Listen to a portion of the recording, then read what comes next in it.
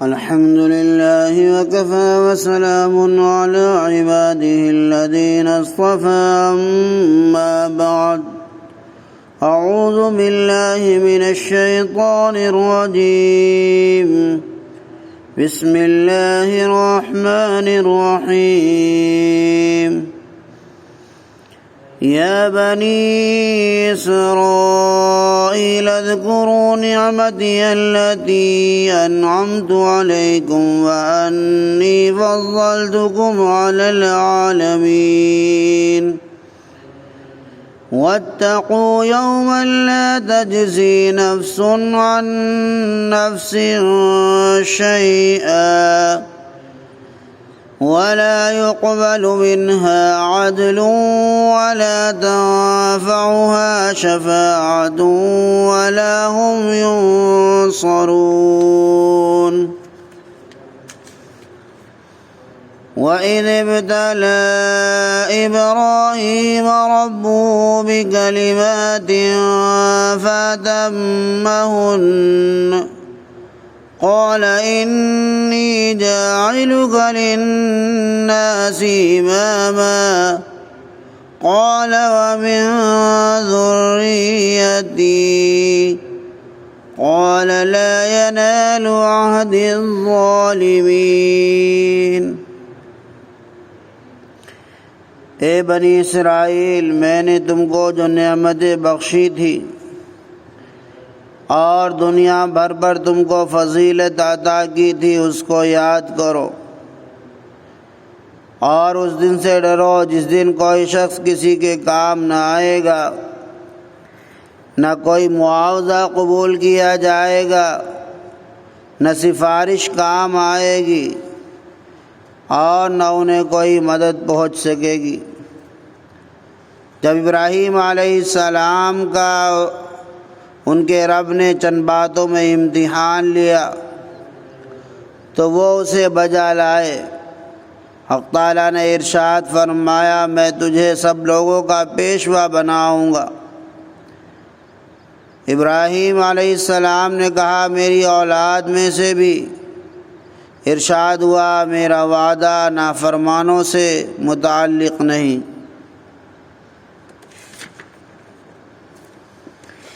ان آیات میں بنی اسرائیل کو انعامات الہیہ کی پھر یاد دہانی کرائی جا رہی ہے۔ فرمایا اے بنی اسرائیل، یاد کرو میرے ان احسانوں کو جو میں نے تم پر کیے ہیں۔ بنی اسرائیل کو اس صورت میں 3 مرتبہ یا بنی اسرائیل کے معزز خطاب سے مخاطب فرمایا، اور اسرائیل یعنی یعقوب علیہ السلام کی اولاد ہونے کی حیثیت سے ان کو اپنے خطاب سے مشرف و سرفراز فرمایا، اور اس نسبت کو یاد دلا کر شکر اور اطاعت کی دعوت دی، اور ارشاد فرمایا کہ اے بنی اسرائیل، میری نعمتوں کو اس حیثیت سے یاد کرو کہ وہ میرا عطیہ تھی۔ میری نسبت کے شرف و عزت کو دیکھو اور یاد رکھو، اور پھر اس حیثیت کو دیکھو کہ اس نعمت کا میں نے تم پر محض اپنی مہربانی سے انعام کیا تھا، تمہارا کوئی استحقاق نہ تھا۔ اور اس امر کو یاد کرو کہ میں نے تم کو محض اپنے فضل سے سارے جہان کے لوگوں پر فضیلت اور بزرگی دی تھی۔ یہ بزرگی میرا عطیہ تھا، تمہاری ذاتی شے نہ تھی کہ تم سے جدا نہ ہو سکے۔ تم اس دھوکے میں نہ رہنا کہ یہ بزرگی تم سے چھینی نہیں جا سکتی۔ اگر اس فضیلت اور بزرگی کو باقی رکھنا چاہتے ہو تو ہمارے رسول کی اطاعت کرو اور قیامت کے دن سے ڈرو۔ گویا اس قوم کو آخرت کے نتائج سے بھی آگاہ کیا جا رہا ہے کہ دنیا میں تو انسان کسی کی مدد سے، بدلہ یا معاوضے سے یا سفارش سے یا زور سے بچ سکتا ہے، لیکن قیامت کے دن اللہ تعالیٰ کے یہاں ان میں کوئی چیز بھی کام نہ دے گی۔ وہاں صرف ایمان اور عمل صالح کام آئیں گے۔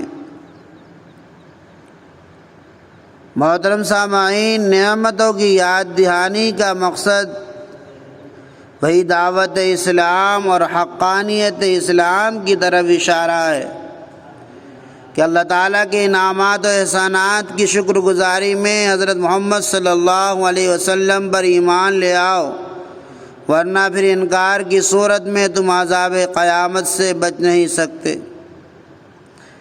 یہاں جس سفارش اور شفاعت کا ذکر ہے، قیامت میں کارآمد اور مفید نہ ہوگی، وہ ان کے لیے ہے جو صاحب ایمان نہ ہوں۔ اہل ایمان کو انبیاء، اولیاء وغیرہ کی شفاعت سے قیامت میں ضرور نفع ہوگا، جیسے کہ قرآن کریم کے دوسرے مواقع اور نبی کریم صلی اللہ علیہ وسلم کی احادیث صحیحہ سے ثابت ہے، اور جو اہل سنت والجماعت کا اجمالی عقیدہ ہے۔ آگے آیات میں حضرت ابراہیم علیہ السلام کا تذکرہ اور اس کے مقاصد کو بیان کیا گیا ہے۔ سب سے پہلے یہ کہ امامت اور پیشوائی کا مرتبہ جبھی ملتا ہے جب اللہ تعالیٰ کے امتحان میں کامیاب اور درست نکلے۔ ظالم اور فاسق ہو، امامت اور دینی سرداری و پیشوائی کا خیال بالکل غلط ہے۔ نمبر 2، یہ بتانا ہے کہ خانہ کعبہ جو اہل اسلام کا قبلہ ہے وہ حضرت ابراہیم علیہ السلام ہی کا بنایا ہوا ہے، اس کی فضیلت اور بزرگی میں کوئی کلام نہیں کیا جا سکتا، اور اہل اسلام کا قبلہ وہی ہے جو حضرت ابراہیم علیہ السلام کا قبلہ تھا۔ تیسرے، یہ ملت اسلام وہی ملت ابراہیمی ہے۔ چوتھے کہ امت مسلمہ اور نبی آخر الزمان صلی اللہ علیہ وسلم کے ظہور اور بعثت کی دعا سب سے پہلے حضرت ابراہیم علیہ السلام نے کی تھی، لہذا حضرت ابراہیم علیہ السلام کے طریقے پر وہی ہو سکتا ہے جو ملت اسلام کو قبول کرے اور آپ صلی اللہ علیہ وسلم پر ایمان لائے۔ پانچویں، یہ کہ بنی اسرائیل کا یہ خیال کرنا کہ نبی آخر الزمان ہمارے خاندان سے نہیں، اس لیے ہم ان پر ایمان نہیں لائیں گے، یہ خیال بالکل غلط اور باطل ہے۔ اس لیے کہ حضرت ابراہیم علیہ السلام کے 2 صاحبزادے تھے، اسحاق علیہ السلام جن کے بیٹے اسرائیل یعنی یعقوب علیہ السلام ہیں، اور حضرت ابراہیم علیہ السلام کے دوسرے بیٹے حضرت اسماعیل علیہ السلام۔ ایک مدت تک نبوت اور رسالت حضرت اسحاق اور یعقوب علیہ السلام کی اولاد میں رہی، اب وہ فضیلت حضرت اسماعیل علیہ السلام کی اولاد کو پہنچی، یعنی نبوت اور رسالت اب بنی اسرائیل سے بنی اسماعیل کی طرف منتقل ہوئی، اور حضرت ابراہیم علیہ السلام نے اپنے دونوں ہی بیٹوں کے لیے برکت کی دعا مانگی تھی۔ بس یہود کو چاہیے کہ اب نبی آخر الزمان صلی اللہ علیہ وسلم پر ایمان لائیں جو ابراہیم و اسماعیل علیہ السلام کی اولاد میں سے ہیں، اور جن کا ظہور دعائے ابراہیمی کی برکت و ثمرہ ہے۔ محترم سامعین، یہاں سے حضرت ابراہیم علیہ السلام کی آزمائشوں کا تذکرہ ہے۔ وَإِذِ ابْتَلَىٰ إِبْرَاهِيمَ رَبُّهُ بِكَلِمَاتٍ فَأَتَمَّهُنَّ قَالَ إِنِّي جَاعِلُكَ لِلنَّاسِ إِمَامًا۔ یہاں اس آیت میں حق تعالیٰ نے اپنے پیغمبر حضرت ابراہیم علیہ السلام کے مختلف امتحانات اور ان میں ان کی کامیابی، پھر اس کے انعام و صلح کا بیان فرمایا۔ پھر جب حضرت ابراہیم خلیل اللہ نے عذرائے شفقت اپنی اولاد کے لیے بھی اسی انعام کی درخواست کی تو انعام پانے کا ایک ضابطہ ارشاد فرما دیا گیا جس میں حضرت ابراہیم علیہ السلام کی درخواست کی منظوری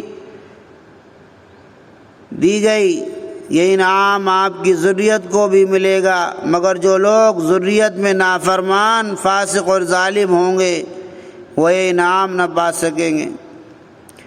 ان آزمائشوں کے ذریعے اپنے خلیل علیہ السلام کی تربیت کر کے آپ کے درجات و مقامات عالیہ تک پہنچانا اور حضرت ابراہیم علیہ السلام کی جلالت شان کو نمایاں فرمانا مقصود تھا۔ پہلا امتحان تو یہی تھا کہ پوری قوم حتیٰ کہ اپنا خاندان اور گھرانہ سب بت پرستی میں مبتلا تھے، سب کے عقائد اور رسوم سے مختلف ایک دین حنیف ان کو عطا کیا گیا اور اس کی تبلیغ اور قوم کو اس کی طرف دعوت دینے کا بارگراہ آپ پر ڈالا گیا۔ آپ نے پیغمبرانہ جرأت و ہمت کے ساتھ بے خوف و خطر قوم کو خدا وحدہ لا شریک کی طرف بلایا، بت پرستی کی شرمناک رسم کی خرابیاں مختلف عنوانات سے بیان کی، عملی طور پر بتوں کے خلاف جہاد کیا، اور بادشاہ وقت نمرود اور اس کی قوم نے آپ کو آگ میں ڈال کر زندہ جلا دینے کا فیصلہ کیا۔ اللہ کے خلیل نے ان سب بلاؤں پر راضی ہو کر اپنے آپ کو آگ میں ڈالنے کے لیے پیش کر دیا۔ اللہ تعالیٰ نے اس امتحان میں اپنے خلیل کو کامیاب فرمایا تو آگ کو حکم دیا، قلنا یا نار کونی بردا وسلاما علی ابراہیم، اے آگ تو ابراہیم پر ٹھنڈی اور ذریعہ سلامتی بن جا۔ دوسرا امتحان یہ لیا گیا کہ اپنے وطن اصلی کو چھوڑ کر شام کی طرف ہجرت کر جائیں۔ حضرت ابراہیم علیہ السلام نے رضائے خداوندی کی طلب میں قوم و وطن کو خیر آباد کہہ دیا اور ملک شام میں چلے آئے۔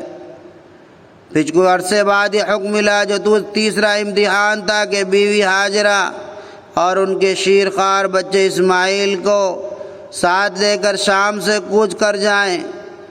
آپ دونوں کو ساتھ لے کر چلے۔ جب چٹیل میدان، گرم ریگستان اور بے آب و دانہ سنسان بیابان، جہاں نہ آدم نہ حیوان نہ چرند پرند، جہاں بیت اللہ کی تعمیر اور شہر مکہ معظمہ آباد ہے، تو اس بے آگ و گیاہ میدان میں آپ کو اتار دیا جاتا ہے۔ اللہ تعالیٰ کے خلیل ابراہیم علیہ السلام کو حکم ملتا ہے کہ بیوی اور بچے کو ہی چھوڑیں اور خود ملک شام کو واپس ہو جائیں۔ اللہ تعالیٰ کے پیغمبر حکم پاتے ہی تعمیل ارشاد میں کھڑے ہو جاتے ہیں اور ایک تھیلی کھجور کی اور ایک مشکیزہ پانی کا دے کر بیوی بچے کو چھوڑ کر شام کی طرف روانہ ہو جاتے ہیں۔ تعمیل حکم میں اتنی تاخیر بھی گوارا نہیں کہ بیوی کو یہ اطلاع دے دیں۔ حضرت ہاجرہ جب آپ کو جاتے ہوئے دیکھتی ہیں تو پکارتی ہیں اور کہتی ہیں کہ اس لقودق میدان میں چھوڑ کر ہم کو آپ کہاں جا رہے ہیں، مگر آپ کو جواب نہیں دیتے۔ مگر وہ بیوی پھر خلیل اللہ کی بیوی تھی، سمجھ گئی یہ ماجرا کیا ہے، کہنے لگی کہ آپ کو اللہ تعالیٰ کا ایسا حکم ملا ہے؟ آپ نے فرمایا ہاں۔ حضرت ہاجرہ کو جب حکم خداوندی کا علم ہو گیا تو فرمایا اچھا جائیے، جس مالک نے آپ کو چلے جانے کا حکم فرمایا ہے وہ ہمیں بھی ضائع نہیں کرے گا۔ پھر رحمت خداوندی نے حضرت ہاجرہ اور حضرت اسماعیل علیہ السلام کو پالا اور خشک زمین سے پانی کا ایک چشمہ جس کو آج تک زمزم کہتے ہیں نکال دیا، پھر آبادی کا سامان ہوا۔ حضرت ابراہیم علیہ السلام کبھی کبھی تشریف لاتے اور حضرت ہاجرہ حضرت اسماعیل کو دیکھ جاتے۔ جب اسماعیل بڑے اور سمجھدار ہو گئے تو اللہ تعالیٰ نے چوتھا امتحان لیا۔ چنانچہ حضرت ابراہیم علیہ السلام کو خواب میں حکم خداوندی ہوتا ہے، بچے کو ہمارے نام پر قربان کرو اور اپنے ہاتھ سے اپنے پیارے بچے کو ذبح کر دو۔ پھر اس خواب کی تعمیر میں جو واقعہ پیش آیا مسلمان جانتا ہے۔ جب ابراہیم علیہ السلام نے اپنے صاحبزادے حضرت اسماعیل سے اپنا ایک خواب بیان کیا، یا بنی انی اری فی المنام انی اذبحک فانظر ماذا تری، تو فرزند سعید نے بخوشی اپنی جان قربان کرنے کی آمادگی ظاہر فرمایا ابتی افعل ما تؤمر ستجدنی انشاء اللہ من الصابرین۔ پھر ابراہیم علیہ السلام کا صاحبزادے کو مینا کے جنگل میں لے جانا اور اپنی طرف سے